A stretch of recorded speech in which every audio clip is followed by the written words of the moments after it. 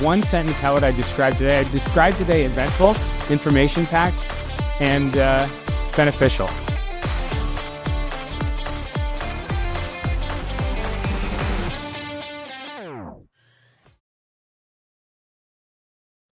My focus is primarily around the digital operation, variable and fixed for dealerships, has been for the last 18 and a half years as a consultant and marketer.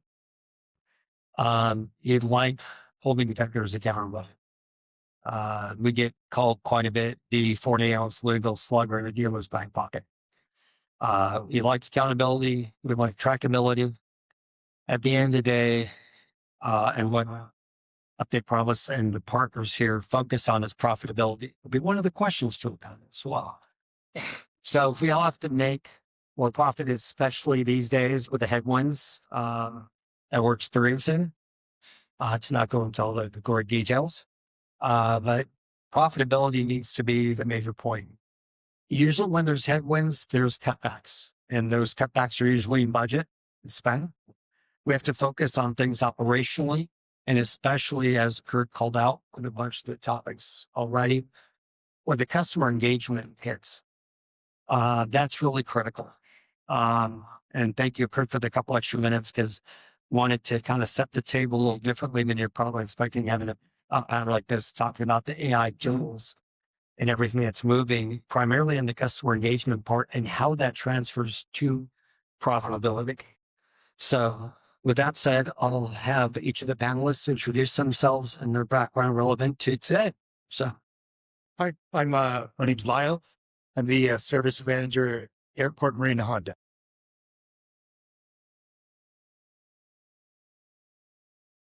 Of course, it's me. Mike Marquez, service director at Claremont. I've been doing this for about 26 years. Was a technical before regional and IAS stuff for in-drive inspection and snowball stuff like that. I'm Shane Howell from Special Interest Autobody in Everett, Washington, for the Seattle, and owned our shop for 20 years, celebrated 20 years April 1st. So I'm pretty excited to be here. Yeah, I'm excited to share what we've learned in the last year. Fantastic. So maybe we'll get feedback here. So what we're going to focus on, again, are the tools and how to drive that profitability. So we all know here, even though the focus has changed, I actually had this conversation this morning with a couple of folks already. Fixed goes in and out. We all know that fixed is the make profit center for dealerships and, of course, body shops. We know that fixed is really where it's at. So one, we want to set the table from the tools that you use. And number two, specifically, we have to get feedback. Specifically, what each one of you focus on. What is your primary tool, and with your customers, where has that engaged? So we're talking about UVeye today, TraXtion, Tractable, Hunter, Update Promise, of course. And you could say that these are incremental upgrades where they're really not. It should be the heartbeat of what you're doing, using, and deploying to your service department. So when it comes to what your advisors see and how technicians know the car before it gets the lift, what customers are experiencing in real time, and I'll even say because of the glove box and the service history, what they see after, especially when it comes to, say, decline service or when you're looking for retention and items like that. So we're talking with these operators about what they're seeing real time today. So here's the first question. When you first deployed these AI or automating inspection tools, what was the specific problem you were looking to overcome, and what did it solve? And going to go into profit later, but I'd like to see if that fundamentally made a change for your human capital inside the dealership as well. So who wants to take that on first? Okay. Well, we launched UVeye, I think, with Matt July of last year. And I think the biggest challenge at first was actually explaining and getting people to understand how to use it. They saw these big fancy machines and the service driver, like, what is this? So going through and teaching not only just the staff, but also showing the customers paid off huge for us. Took a few months for it to roll out and actually implementing the process of reviewing it with the guests. Now, when they come in, since they've had some experience that's coming in 3 to 6 months, they actually ask for it. That changed a whole bunch of different things as far as transparency for us. It's one thing I think we've been always finding is transparency with the customers on their, retention metrics as far as tires, alignments, things like that, trying to keep them captured at the dealer. That has really helped them. They can see it when they first come in. So it's not just some guy in the back taking pictures of some random tires. They can see it when they come in. They see it during the inspection with the MPI. That's where it's really paying off for the long run for us. Were there any surprises? What you found besides that customer experience point internally? Were there any surprises? Yes. So some of the surprise factors of that is because we're inspecting every car that comes in, and in close to 6,000 customer cars driving through those machines. Less customer interaction from me on the negative side. And I don't mean that I'm hiding from customers, but they know we're inspecting the car with a pretty thorough 360 inspection. They're not going to come to us for the, oh, you scratched my finger, you did this. When they actually come to us, it's actually more of a legit issue. That's one byproduct that I didn't anticipate as much as reduction in time in my management staff dealing with that. And also seeing my porters and greeters and the people that accept the customers and drive and walking them over and showing them, because the customers ask questions and they're the ones showing the customers how to do it. I thought that was a pretty cool after effect of that, is the buy-in from multiple different levels of the staff. Fantastic. Wow. So we actually installed, I believe, the TraXtion machine probably about a year and a half ago in our service drive. And prior to that, service advisors weren't really selling the lights very well. But with the addition of the TraXtion machine, because it takes the picture of the license plate and then it automatically sends a text to the customers, the tire tread levels, it increases the alignment sales for our service advisors. They now push alignments. Tire sales is a little struggling, but I think they'll get a hang of it. But the alignment sales have skyrocketed for us. General manager is always pushing alignments. Our other 2 stores, our Ford store and our Toyota store, they're now catching on to the alignment, I guess the TraXtion idea, which has really helped out quite a bit. That's about it. And did you also have any surprises like Mike? Besides the alignment, the aha internally for the staff? The expectations of having that from the customer standpoint surprise me. If they don't, when they drive over that, if they don't receive it, they're asking for it. And that's kind of the surprise part that I see. Fantastic. I'll give a shout out actually.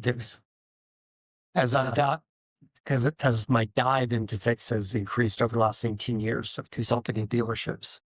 And not just because they invited me here. That's one of the things that Update Promise has opened my eyes to, quite frankly, is what ends up resulting in the customer engagement where they actually anticipate more data, more information, more feedback. It dovetails whether you have a BDC for follow-up or you don't. It's the writer following up, or it's somebody even outsourced. What I've experienced the most, I'll say in the last 8 years, 9 years I've been around Update, and then more heavily in the last 5 or 6, is that trust factor, that customer engagement is really where, Joe, the rubber meets the road. We've heard a lot in the industry, I'll say, in the last 10 or 15 years. And as a matter of fact, I'll say that Kurt's session included a little bit of this. We have to be more like Amazon. We have to be more like eBay. We have to be more like Apple. And let's face it, auto generally is not an e-commerce business. Yeah, parts can be, there are certain parts of fixed ops that can be, but we still don't have, by and large, even if you're from a state or an area that does have full DR tools, you don't need a wet signature anymore, and a drone can drop a car off in somebody's driveway, like the commercials try to end. That's not automotive. we have to create the engagement. Yes, for trust. Yes, for sustainability. Yes, for retention. But when the customer is the one coming up to you, bringing up like, hey, I didn't get my video yet, or something along those lines, you know, you have fundamentally changed the way the consumer thinks about how they interact with a car dealership or a body shop or a collision center.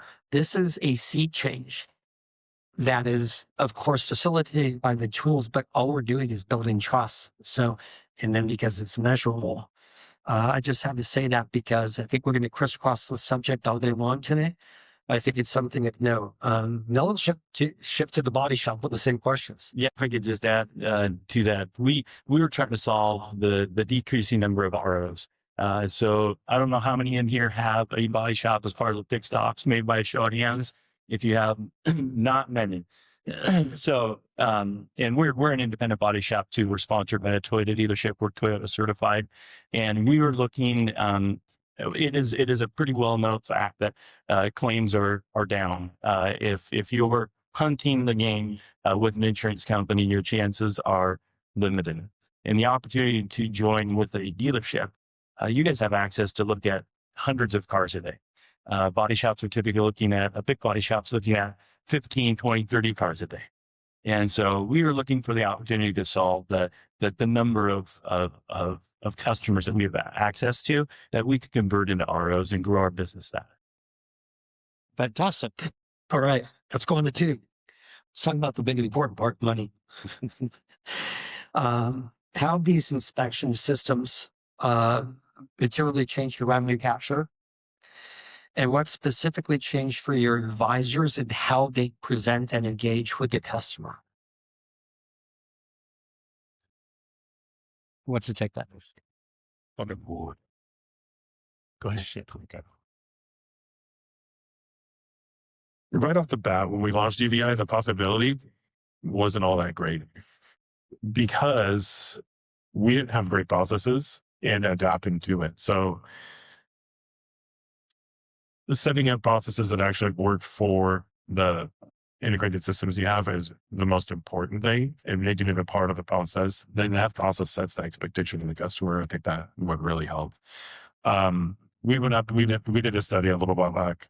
I think after the first 90 days, we had a 48% increase in alignment sales and like a 28 to 29% increase in tire sales, which we all know tires and alignment aren't the most profitable all the time, but their biggest retention, and trying to equate that to what we actually retained additionally is another huge task that I didn't fully spend the time on, but you saw with the health of the technicians, because I was a technician for 20 years. So I go and ask them, hey, are you guys selling more stuff?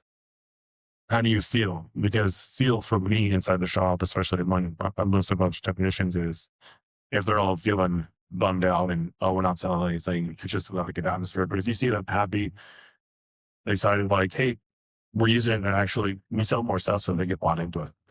That's where I see the more positive of the culture inside the shop and in the drive. The advisors do really like it now. At first, the first 90, 120 days, they were some bought in, some not.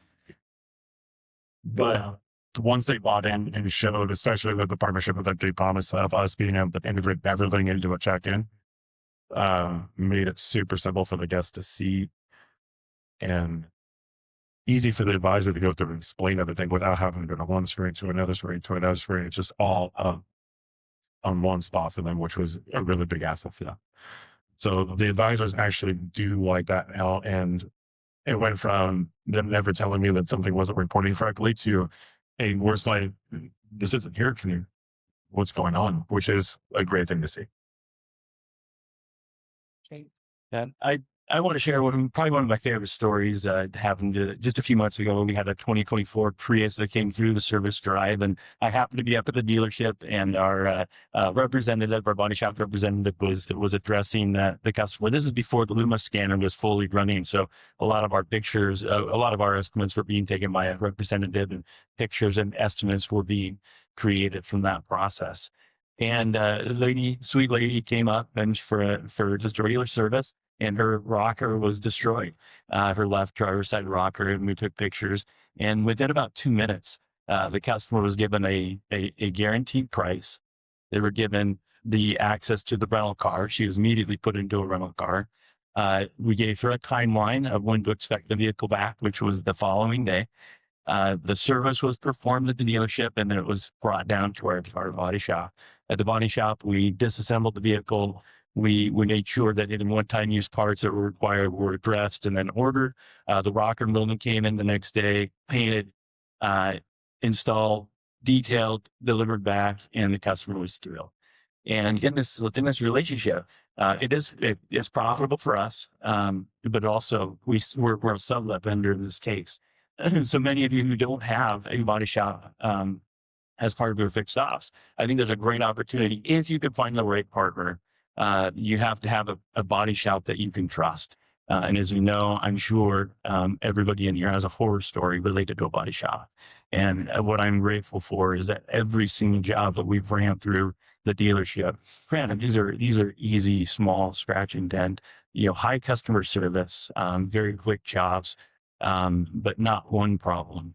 And you have to be able to trust your partner that that's the kind of work that they can deliver. But this lady was, and think about it, she paid for the repairs. She paid for a rental car. We bought the parts from the dealership, and all came around. And this is a customer that now her loyalty is to the dealership.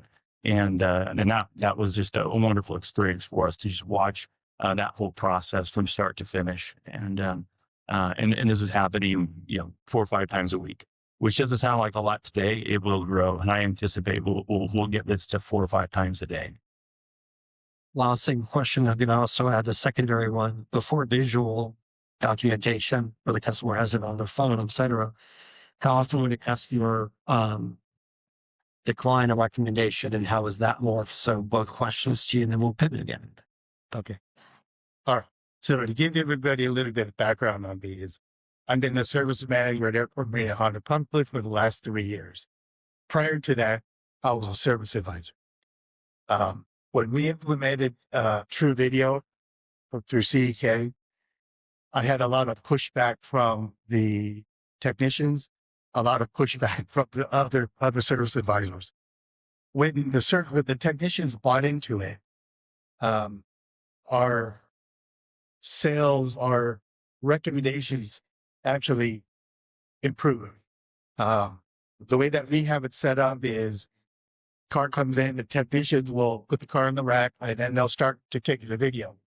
When they're done with the video, it gets sent directly to the customer, bypassing the service advisor. So service advisors were a little bit caught off guard because they didn't want to watch the video to send it out. But what I found is a lot of service advisors have a tendency to procrastinate and not sending the videos out to the customers. So we 86 that, send it out to the customer directly. Bad part about that is sometimes the customers will actually watch the video, they'll approve it, and because the service advisors really haven't monitored the screen to see the approvals or the declined services, the repair order just sits, the technicians just sit. So now myself, my system manager, we go in and we watch it. We send the recommendations out immediately to the customers. And when the customers are calling in, the service advisors are caught off guard. They better start watching the videos. They better start approving repairs. That's the way that I have it set at my store. Customers are loving the videos. They're loving the fact that they get to see their car. They get to see the recommendations that the technicians are recommending versus just a picture of an air filter, a picture of an air fan filter. They're actually seeing their car on the rack. They're seeing their license plate number, and they're seeing their whole car from start to finish. The sales have increased. Service advisors are a little bit happier because now they're making a little bit more money at the approvals. What was your other question? My other question was before visual inspection, you had to deal with the customer basically declining a recommendation. How is that pivoted? It helped us out quite a bit. there's some pros and cons to the videos. The more experienced service advisors that I have, they can call a customer and they can sell repairs. The videos are there just to assist them. The newer service advisors that I have rely on the videos to sell the repairs. That's the situation that I have to deal with. That's a big problem here that I'm at. Great, thank you. All right, this is one everybody here, some way, shape, or form faces. Hey, that damage wasn't on my vehicle before. So the videos, the visual inspection is the MPI, the photo asset, the video assets come back. How has that changed? I'm going to run this one really fast answers and get to the next question. So how has that changed the best? With UVeye, it changed the whole monstrous amount. With the whole 360 photos under the car, around, shows dings, dents, all that stuff. Scratches on wheels, types of tires. When the customers come in and say, hey, you did an oil change on my car, but you also put different tires on it for some reason, and they're more worn down than when I brought it in. I'm like, you can show up a picture of the customer driving the car through and be like, this is your tire, your everything. That's definitely a big change. It kept down quite a bit of headache when it came to, policy things that we're sending stuff over to you for. Dings, dents, scratches. If the customer usually has a concern when they come pick up the vehicle, I would say 9 times out of 10, we actually did something. Whereas there's that one when they have to go through and look through the video, it's a little minute little thing, or for some reason they didn't pick it up. But it cut down a lot of that and kept it fair on both sides. And that's one thing I really like about it is if we did it, we did it. We didn't. Because I don't know how many times we've all seen people try to kind of game the system a little bit and wrap us into a couple $1,000 repair. I know you like that, but I don't. Yeah. We don't. That actually doesn't help our relationship with the dealers as much as you think. But one, we had a guest that came in through the dealership. He was pretty hot and called us. The service manager actually called us and said, "Hey, got this customer. I can't see what he's talking about. He didn't have a very good screen, and he doesn't know what he's looking at when he's looking at bodywork. He's a great guy, but it's not his thing." And so he called me up. I looked up the video on our screen, and I could see the scratch, a very faint scratch on the right bedside of this 2020 Tacoma. So I ran up to the dealership. I talked to the guest. The guest walked me out to his truck. He said, "Wait, before you look at this, go to the opposite side of my truck and draw the scratch."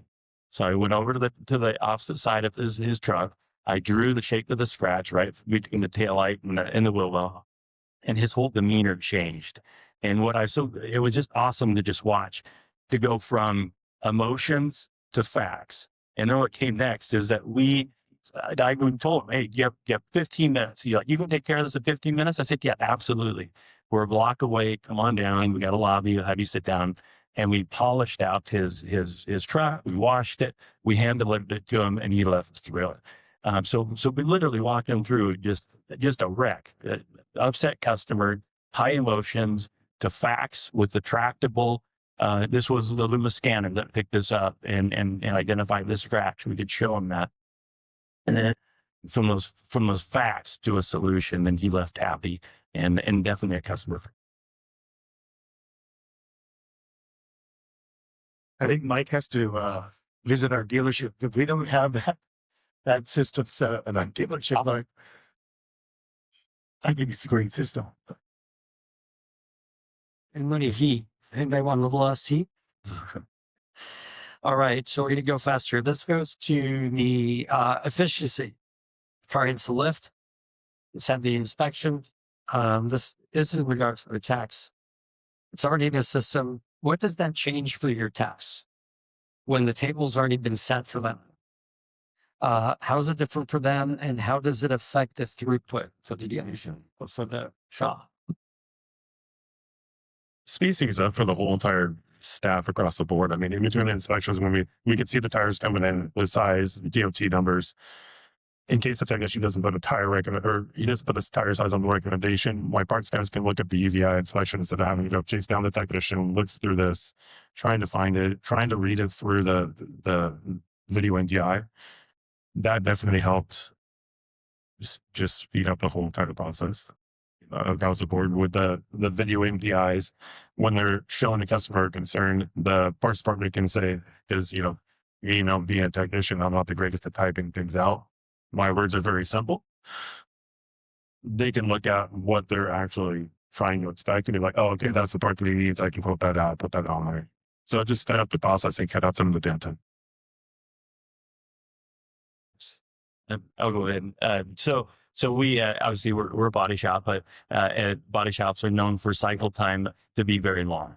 And so with these jobs, they're pretty quick because we're not going back and forth with the insurance company. We have a presented and agreed price with the customer. We look at that as that's our budget to work in, and we're very successful at keeping that on the budget. There are a few that's missed the mark, and we've had to make adjustments. But that is sped up significantly, converting that job after converting that job an agreed price, fixing the vehicles. If you get out of technicians' ways and just give them opportunities to fix cars, they're incredibly efficient. Video MPIs have helped us quite a bit. It saves the technician time to go to the parts department, have a 10-minute conversation about what they're doing that night or what they did the weekend. So it saves a lot of time. So I think it's a great thing. Have you seen a lot of efficiency at Airport Marina in regard to the diagnostic time? Technicians have to, take the time to explain it a little bit better for the customer. It speeds it up quite a bit. Excellent. I'm going to skip a little ahead, but we're going to go to fast Q&A. Geo Tire and Tire Rack integration means tire recommendations can be instant price at the point of inspection. Has that changed tire conversation going here? Because tires have been brought up quite a few times by both each of them. Has that changed the conversation? How do customers respond differently? And what is that engagement difference with the customer? With update from this, we have UVeye and dealer tire right on top of each other. So it makes it super simple and easy. We can show you pictures, detailed photo of where your tires are at. Then just right below you have all the selections available.